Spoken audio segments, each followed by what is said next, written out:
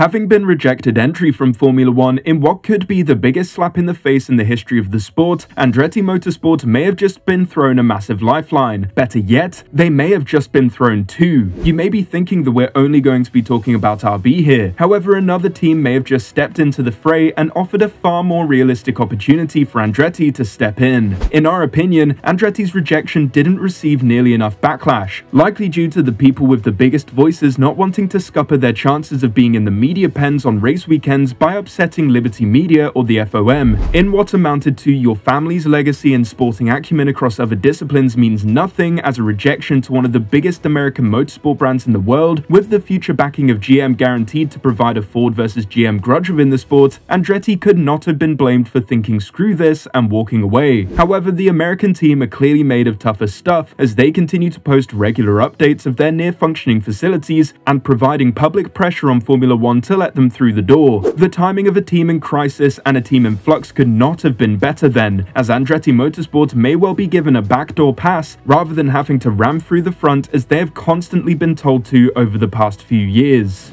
Want to know whose misfortune could be Andretti's gain? One has been linked to an exit for a while, but the other one could mean the closure of a historic facility and the gutting of a team who was once at the top of the sport. And stick around, because one of these teams makes far more sense than the other, and it's likely not the one you think.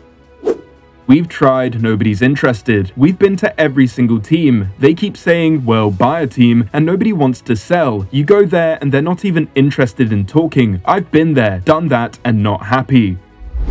These were the frustrated words of Michael Andretti following a months-long battle to secure a position in Formula One. Following meetings with every team, Andretti was told that nobody was willing to sell, with every team pointing elsewhere for a way in. After being given the green light by the FIA, Andretti submitted their formal application to be a brand new 11th team on the grid. As part of this application process, they provided their plans for being competitive, secured an in-house engine provider from 2028 in the form of automotive giant GM, with a short-term verbal agreement from Renault, and had already started an expansion of their facilities to accommodate the F1 program. Despite all of this and more, Andretti were rejected after being deemed an uncompetitive prospect and an entity that wouldn't provide any value to F1, rather it would be the other way round. They were told to try again when GM was ready, and were sent out the door without so much as a thank you. Just a few months down the line, however, it appears, as with everything in Formula One other than hearing the Dutch and Austrian national anthems most Sundays, that things have changed. Two options have suddenly emerged as possibilities, with one being rather obvious and perhaps not the ideal route into the sport, and the other one being low-key and perhaps offering the perfect gateway into F1 for the American hopefuls. Let's get the dull one out of the way first, and as much as we want to brush it aside, it does present an option for Andretti. RB has publicly been linked to a sale since way before its name changed, and that has recently been doubled down on by Helmut Marko, as the team advisor said to OE24,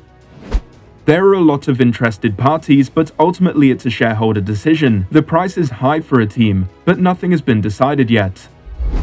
Clearly, with the new Concord agreement pending and rumoured to contain an eye-watering anti-dilution fee increased to $600 million for F1 entrants, the cost will indeed be cataclysmic. However, the cost of entry was never really an issue for Andretti, made clear by their frustrations at the rebuffs and insistence that the money is there, which realistically it would be, following their decades of success in categories from Indy to Formula E. The benefits of purchasing RB would be limited to a space on the grid, as the Faenza team would immediately lose all ties to Red Bull following its sale, and would subsequently lose most of its European branch of personnel who aren't willing to be consumed into the American machine. The benefits kind of end with the grid slots and pit lane space at each racing weekend. While this would be of interest to Andretti, who will now be even more driven to secure a spot just for the opportunity of revenge on the paddock, Liberty and FOM, they will likely bide their time for something more substantial, an option with more bang for their buck, if you will. And that option may well have just presented itself. This option is the team currently holding the bottom spot in the Constructors' Championship, below Williams and the struggling Sauber,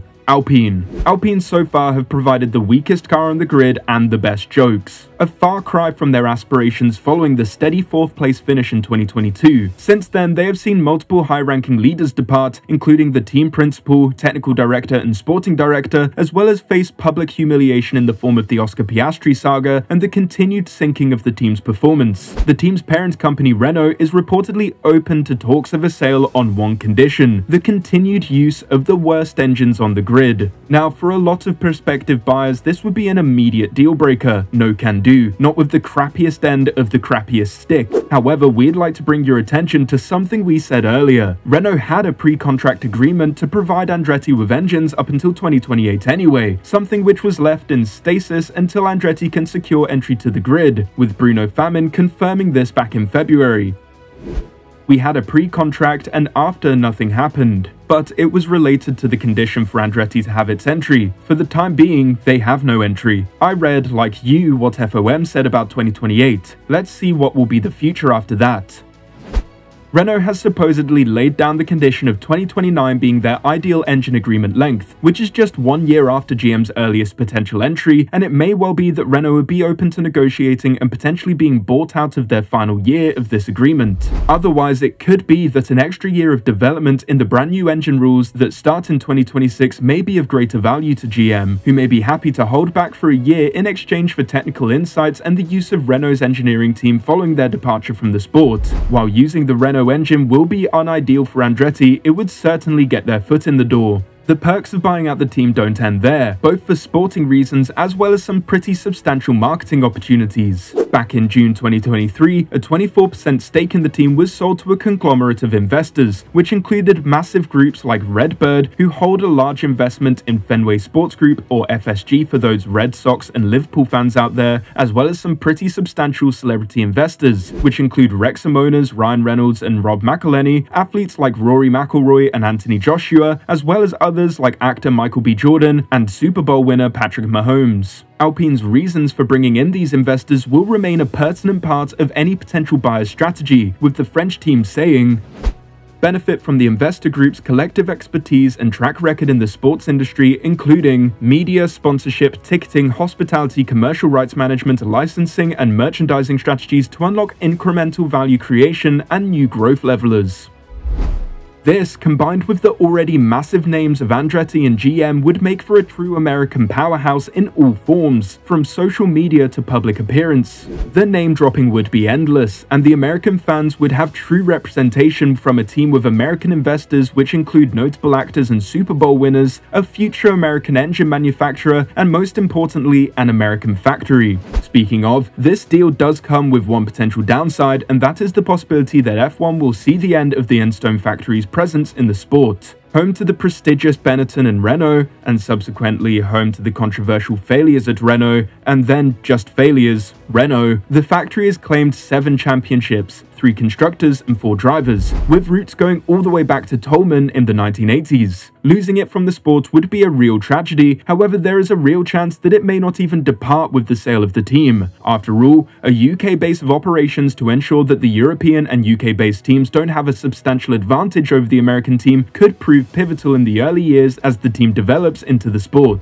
and then will continue to provide a great strategic asset for the European legs, while other teams will lack the same presence within the ever-expanding new frontier of the North and South American F1 presence. After all, we've seen 3 races emerge over the past decade, with many more still being rumoured about, so if Renault were to sell the team, then Team Enstone may still live on, even in a lesser capacity. For the time being, nothing solid has been announced in regards to Andretti approaching either team, however if it were us, we know which one would prove the better route. Perhaps we will see Andretti on the grid at the start of the new regulations after all. I just hope for their sakes that the Renault rot that Alpine is currently experiencing doesn't come as part of the engine program that comes as a condition of the sale.